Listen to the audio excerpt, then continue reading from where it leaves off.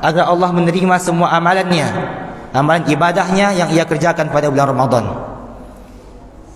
Sampai-sampai diberatkan cintanya, kepinginnya para sahabat bertemu dengan bulan Ramadan seakan seorang kekasih pasangan yang tidak sabar ingin berjumpa pada hari pernikahannya. Begitulah besar cintanya dan kepingin bertemunya para sahabat dan Rasulullah SAW kepada bulan Ramadan. Mengapa demikian? Karena bulan Ramadan adalah bulan yang sangat mulia. Bulan Ramadan memiliki banyak keutamaan. Yang pertama, bulan Ramadan adalah bulan yang dimana semua amal kebaikan lipat gandakan. Rasulullah SAW mengatakan, apabila salah seorang di antara kalian mengerjakan suatu amalan pada bulan Ramadan, maka pahalanya seperti halnya seorang mengerjakan amalan wajib di luar bulan Ramadan. Bagaimana jika seseorang mengerjakan amalan wajib pada bulan Ramadan? Maka pahalanya sama seperti halnya seorang mengerjakan amalan wajib di luar bulan Ramadan dan dilipat gandakan menjadi 70 kali lipat. Ini artinya bulan Ramadan adalah bulan yang sangat mulia, sehingga semua amalan dilipat gandakan. Kemudian bulan Ramadan memiliki keutamaan yang lain. Bulan Ramadan terdapat di dalamnya malam Lailatul Qadar. Ya Allah sebutkan dalam surah Al-Qadar, Lailatul Qadari khairum min alfi syahr. Malam Lailatul Qadar lebih baik daripada 1000 bulan. Para ulama di sini bersepakat bahwasanya Allah menurunkan malam Lailatul Qadar lebih baik daripada 1000 bulan, karena ketika itu para sahabat hanya mengetahui angka tertinggi itu 1000. Dan sebenarnya pahala lebih tinggi jauh di atas 1000. Jadi bukan lebih baik daripada 1000 bulan, akan tetapi lebih baik jauh di atas 1000 bulan. Kemudian kaum muslimin rahimani wa rahimakumullah, bulan Ramadan adalah bulan yang dimana pintu surga ditutup, pintu surga dibuka dan pintu neraka ditutup dan para syaitan dibelenggu. Rasulullah SAW bersabda, "Idza jaa Ramadan futihat abwabul jannah wa ghulqat abwabun nar wa suffilatis syayatin." Apabila telah datang kepada kalian bulan Ramadan, maka ketahuilah bulan itu adalah bulan yang dimana pintu-pintu surga dibuka. Maksudnya apa? Segala amal kebaikan dipermudah oleh Allah Subhanahu wa taala untuk manusia. Wa ghulqat abwabun nar, dan segala amal-amal keburukan, amal-amal kefasikan Allah persulit untuk manusia. Wa suffilatis syayatin, dan di mana para syaitan semuanya dibelenggu, sehingga tidak ada alasan bagi kita lagi untuk bisa bermaksiat kepada Allah Subhanahu wa taala.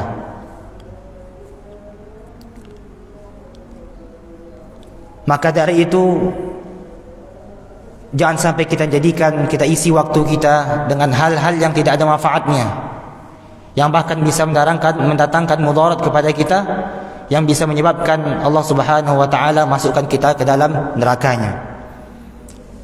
Kaum muslimin rahimani wa rahimakumullah jami'an, ketika kita mengetahui bulan Ramadan adalah bulan yang paling mulia, maka akan ada timbul pertanyaan, amalan apa yang paling baik dilakukan pada bulan Ramadan?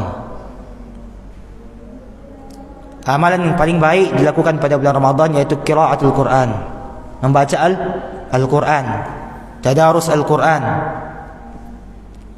Dan Al-Quran juga begitu memiliki keutamaan yang banyak.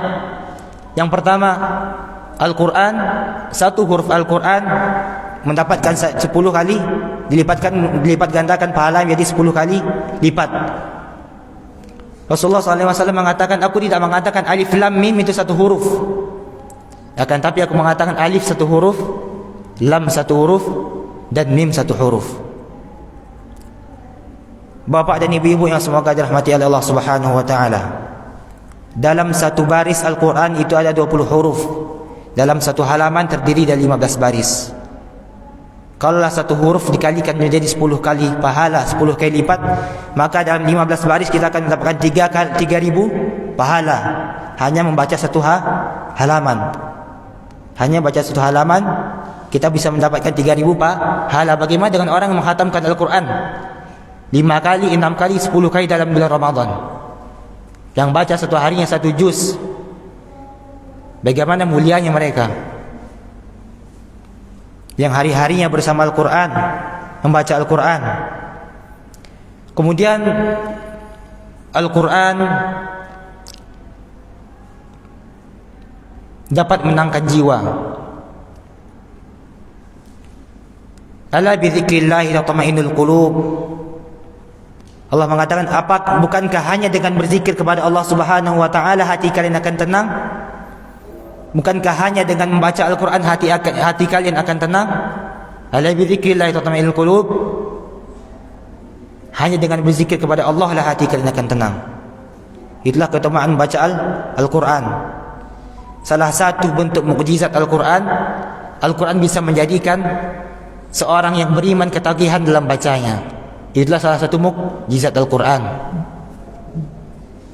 Prestasi yang sesungguhnya yang harus dimiliki seorang muslim, bisa istiqamah dalam baca Al-Quran. Itu prestasi yang sesungguhnya dimiliki oleh seorang muslim.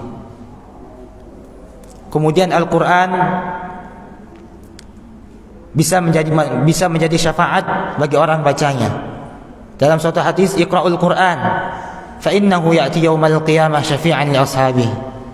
Bacalah oleh kalian Al-Quran, karena sesungguhnya nanti Al-Quran akan datang pada hari kiamat menjadi syafaat bagi orang yang bacanya, bagi orang yang mengamalkannya.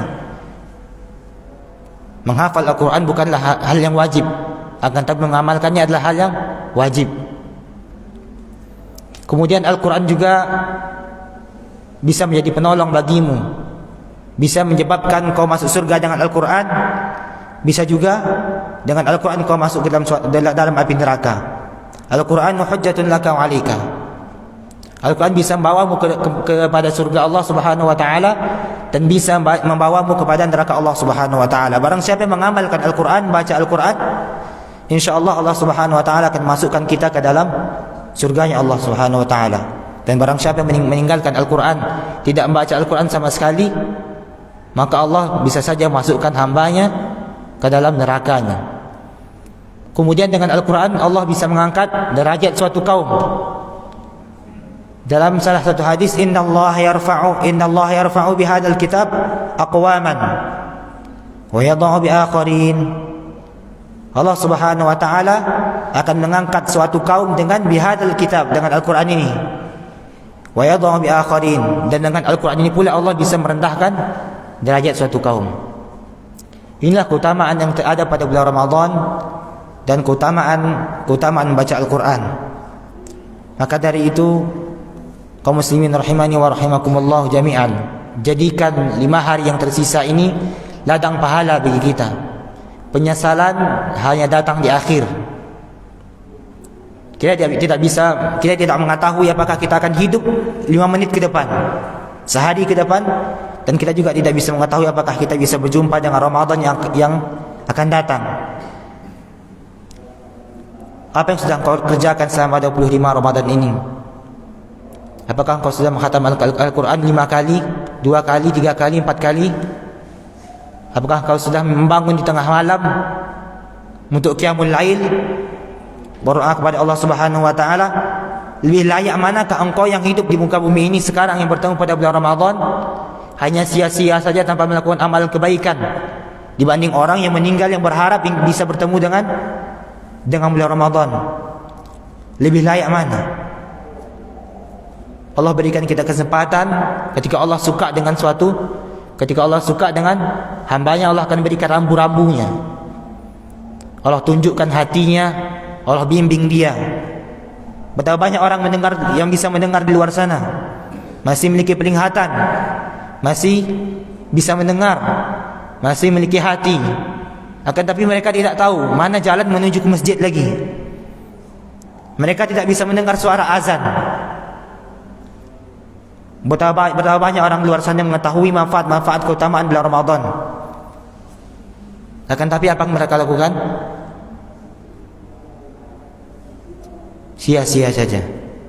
Apa yang akan dihasilkan nanti, apa yang ia panen nanti di akhir bulan Ramadan? Maka dari itu mari kita bersama-sama untuk jadikan bulan Ramadan ini ladang pahala, memaksimalkan sebaik-baik mungkin hari-hari kita, mengamalkan amalan kebaikan yang belum pernah kita kerjakan selama ini, dan berusaha mungkin untuk meninggalkan amalan-amalan keburukan yang kita lakukan selama ini. Lebih dan kurang saya mohon maaf. Aqulu qawli hadza wa akhiru da'wana alhamdulillahi rabbil alamin. Subhanakallahumma wa bihamdika asyhadu an la ilaha illa anta astaghfiruka wa atubu ilaik. Assalamualaikum warahmatullahi wabarakatuh.